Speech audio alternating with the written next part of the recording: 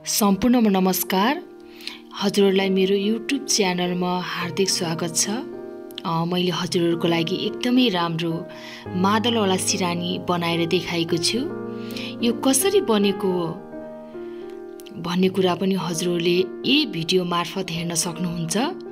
हजुरहरूले मेरो भिडियो अन्तिमसम्म हेर्नु भएन भने एकदमै पछुतो मान्नु हुनेछ, किनकि यति राम्रो इजी तरिकाले मैले हजुरहरूलाई देखाएको छु। हजुरहरूले हेर्न सक्नुहुन्छ। अलादिन सुरुवालबाट पनि यति राम्रो मादल सिरानी बन्छ र हेर्नुस् त कति राम्रो बनेको छ। हजुरहरूले सोच्न पनि सक्नुहुन्न। एकदमै इजी र सजिलो तरिकाले बनाएर देखाएको छु, स्टेप बाई स्टेप। हजुरहरूले अन्तिमसम्म हेर्नुहोला। हेर्नुस् त हजुरहरूले पुरानो अलादी सुरुवालहरू छ भनेपछि नफ्याक्नु होला।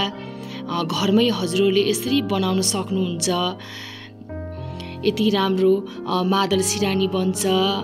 हजुरहरूले घरमा एकदमै राम्रो पनि देखिन्छ। हजुरहरूले यसरी बनाउनु भयो भने हजुरहरूको कपडाहरूको सदुपयोग पनि हुन्छ, किनकि हामीले जथाभावी कपडाहरू फ्याँकेका हुन्छौँ हैन। त्यो कपडाको पनि सदुपयोग भयो। घरमा सोफामा राख्नको लागि पनि एकदमै राम्रो देखिन्छ।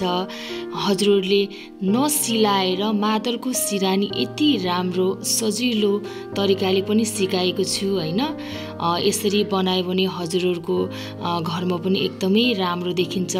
मैले पनि बनाएर राखेको छु। धेरैजनाले सोफामा राख्दाखेरि कसैले पनि उस अलादिन सुरुवालबाट बनाएको भनेर पनि विश्वास गर्नु भएन हैन। मैले धेरैजनालाई पनि बनाइदिएको पनि छु मैले यो मादलको सिरानी। धेरैजनाले मन पनि पराइदिनु भएको छ। त्यो कारणले गर्दा मलाई युट्युबमा पनि हाल्न मन लाग्यो, किनकि मैले आफ्नो युट्युबमा हालेपछि धेरैजना साथीहरूले हेरेर उहाँहरूले पनि यसरी बनाउनु होला भनेर मैले मेरो भिडियोमा हालेको छु। सबैजनाले हेरिदिनु होला र माया पनि गरिदिनु होला। हजुरहरूले जति मलाई माया गर्नुहुन्छ त्यति नै मैले योभन्दा राम्रो भिडियो लिएर आउने छु, किनकि हजुरहरूको साथ सपोर्टले गर्दा नै म अगाडि बढ्ने हो।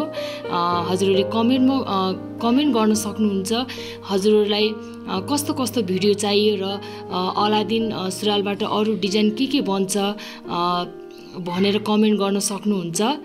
हजुरको कमेन्ट मैले अवश्य नै रिप्लाई गर्नेछु।